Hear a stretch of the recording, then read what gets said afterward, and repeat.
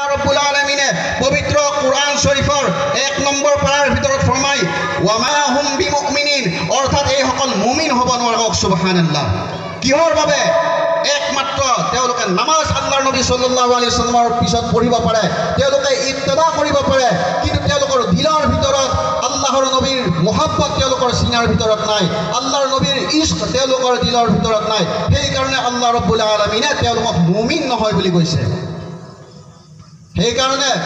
বিখ্যাত শায়েৰ डॉक्टर इकबाल कैसे मोहम्मद की मोहब्बत दीन हक की शर्त अव्वल है अगर इसी में हो खामी तो सब कुछ नामुकम्मल है अर्थात मोहम्मद सल्लल्लाहु अलैहि वसल्लम और मोहब्बते हुइसे दीन इस्लामर प्रथम शर्त यात जदि आमार कमी थाके यात जदि आमार आधरुआ হৈ থাকে তেনে আমাৰ ঈমান আধৰুৱা হৈ যাব আমাৰ ঈমান কেতিয়াও মুকম্মল নহব আল্লাহৰ নবী মুস্তাফা সাল্লাল্লাহু আলাইহি ওয়াসাল্লামৰ বাৰগাহত এজন সাহাবা আহিছে আৰু সুধিছে ইয়া ৰাসূলুল্লাহ ইয়া হাবিবাল্লাহ কিয়ামত কেতিয়া হ'ব তেতিয়া আমাৰ নবীয়ে ফৰমায় ও সাহাবা তুমি কিয়ামতৰ কাৰণে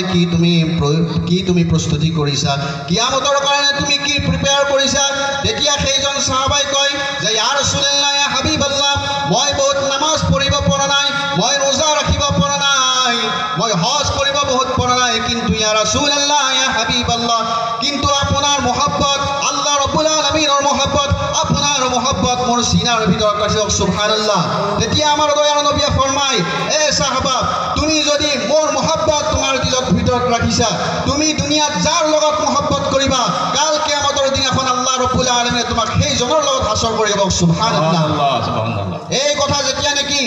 বাকি আন সকল সাহাবা রাদিয়াল্লাহু তাআলা শুনিছে সকল সাহাবা খুশি হৈছে আনন্দত কিয়নো আল্লাহৰ নবী মুস্তাফা সাল্লাল্লাহু আলাইহি ওয়াসাল্লামে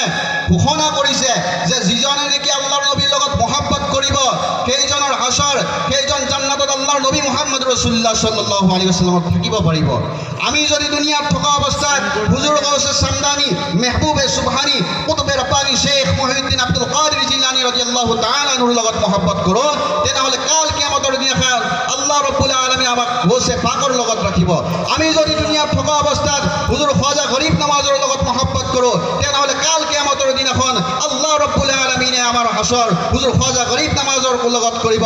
আল্লাহ ৰাব্বুল আলামিন আমাৰ হাসৰ আউলিয়া কিৰামৰ লগত কৰিব যদি আমি আউলিয়া কিৰামৰ লগত মহব্বত ৰাখো যদি আমি দুনিয়াত থকা অৱস্থাত বেৰেলিৰ তাজদাৰ হুজুৰ আলা হযৰত ৰাদিয়াল্লাহু তাআলা আনহুৰ লগত মহব্বত ৰাখো কাল কিয়ামতৰ দিনাখন আল্লাহ ৰাব্বুল আলামিন আমাক আলা হযৰত ৰাদিয়াল্লাহু তাআলা আনহুৰ লগত ৰাখিব যদি আমি দুনিয়াত থকা অৱস্থাত হুজুৰ তাজুস শৰিয়া আল্লামা আখতাৰ ৰাজা খান সাহেবৰ লগত মহব্বত ৰাখো তেনেহলে আল্লাহ ৰাব্বুল আলামিন কাল কিয়ামতৰ দিনাখন আমাৰ হাসৰ আল্লাহ ৰাব্বুল আলামিন হুজুৰ তাজুস শৰিয়াৰ লগত কৰিব সুবহানাল্লাহ আপুনি দুনিয়াত থকা অৱস্থাত যাৰ লগত মহব্বত ৰাখিব আল্লাহ ৰাব্বুল আলামিন আপোনাৰ হাসৰ সেইজন ব্যক্তিৰ লগত কৰিব সুবহানাল্লাহ হযরত আবু বকর সিদ্দিক রাদিয়াল্লাহু তাআলা আনহু মহব্বত চাও যেতিয়া নাকি ইসলাম বহু সংখ্যক লোকে ইসলাম কবুল কৰা নাই মাত্ৰ কেইজনমান ব্যক্তিয়ে ইসলাম কবুল কৰিছে হযৰত আবু বকৰ সিদ্দিক ৰাদিয়াল্লাহু তাআলা আনহু আল্লাহৰ নবী মুস্তাফা সাল্লাল্লাহু আলাইহি ওয়াসাল্লামৰ লগত কাবা শৰীফৰ ওচৰতে দ্বীন ইসলামৰ হৈ তবলিগ কৰি আছিল প্ৰচাৰ কৰি আছিল আৰু সেই সময়তে কাফিৰ মুশৰিকে আহি হযৰত আবু বকৰ সিদ্দিক ৰাদিয়াল্লাহু তাআলাৰ ওপৰত আক্ৰমণ কৰিলে আৰু সেই আক্ৰমণত হযৰত আবু বকৰ সিদ্দিক ৰাদিয়াল্লাহু তাআলা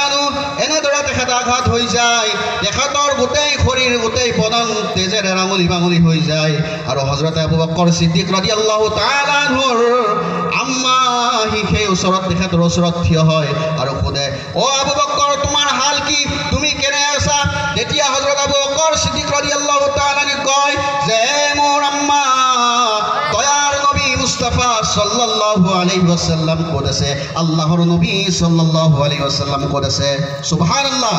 যি সময়ত দেখি হযরত আবু বকর সিদ্দিক রাদিয়াল্লাহু তাআলা তেজেৰে বাঙুলি বাঙুলি হৈ আছে অচেতন অৱস্থাত আছে তেখেত বেহোশী হালতত আছে সেই সময়ত দয়াৰ নবী মুস্তাফা সাল্লাল্লাহু আলাইহি ওয়াসাল্লামৰ খবৰ ৰাখিছে দয়াৰ নবী মুস্তাফা সাল্লাল্লাহু আলাইহি ওয়াসাল্লাম ক'ত আছে খুদিছে এয়াই আছিল সাহাবাসকলৰ মহব্বত এনেকুৱা মহব্বত আমাৰ দিলৰ ভিতৰত থাকিব লাগিব আল্লাহৰ নবী সাল্লাল্লাহু আলাইহি ওয়াসাল্লামে ফৰমায় মান হাব্বানি ফাকাদ হাব্বাল্লাহ যিয়ে নেকি আল্লাহৰ নবী মুস্তাফা সাল্লাল্লাহু আলাইহি ওয়াসাল্লামৰ লগত মহব্বত কৰিলে এইজনে আল্লাহ ৰাব্বুল আলামিন